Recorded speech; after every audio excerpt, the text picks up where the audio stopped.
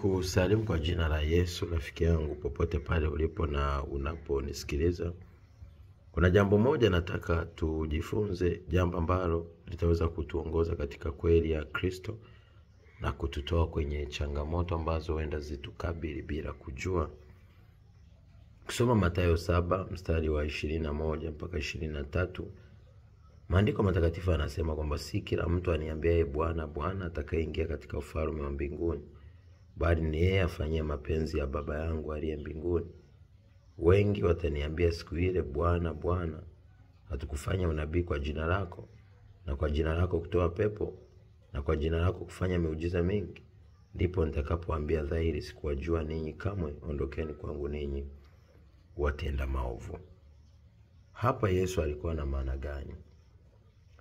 Yesu anapokuwa amekupa kipawa au huduma, hiyo umeshapata.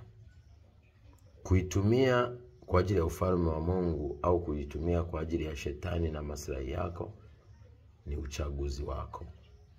Shetani alikuwa ni mwimbaji mzuri na ana vipawa.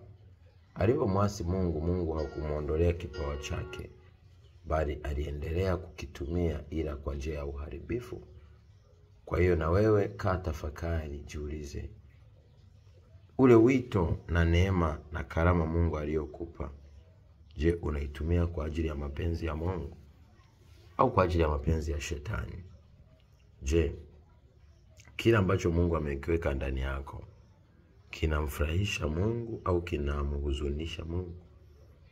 Kumbuka hayo yatakuwa ni mambo ya siku ya mwisho. Usije ukajiliwaza, mbona bado miujiza inafanyika? Ishara mbona zinafanyika? Mbona unabii natoa? Lakini jiulize, unaotoa kwa haki na kweli ya Mungu au unaangalia maslahi ya tumbo yako? Wapo watumishi wengi leo kihalisia kwenye ulimwengu wa kawaida wanaonekana wanafanya yale ambayo Mungu neema aliweka ndani yao, lakini kwa maslahi ya tumbo lao. Mungu wao ni tumbo na umaarufu, na kuwadanganya watu na kuwaibia watu. Haya yote wanayafanya, lakini mwisho wa mwisho ipo hukumu juu ya mtu huyo. Kaa wewe utafakari, kila ambacho Mungu amekupa unakitumia kwa mapenzi ya Mungu au ya shetani, ili usije ukachimba shimo kwa ajili ya uangamivu wako siku ya mwisho. Naitwa Apostle Johannes John. Ningependa uache kujihadaa. Tafakari njia zako na matendo ya maisha yako. Tafakari juu ya kila ambacho Mungu amekupa, na hakikisha unakifanya kwa ajili ya mapenzi ya Mungu.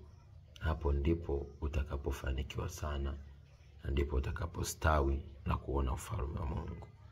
Si kila anayesema Bwana, Bwana atauona ufalme wa mbinguni, bali ni wale wanaofanya mapenzi ya Kristo Yesu kutokana na zile karama na vipawa ambavyo Mungu ameweka ndani yao.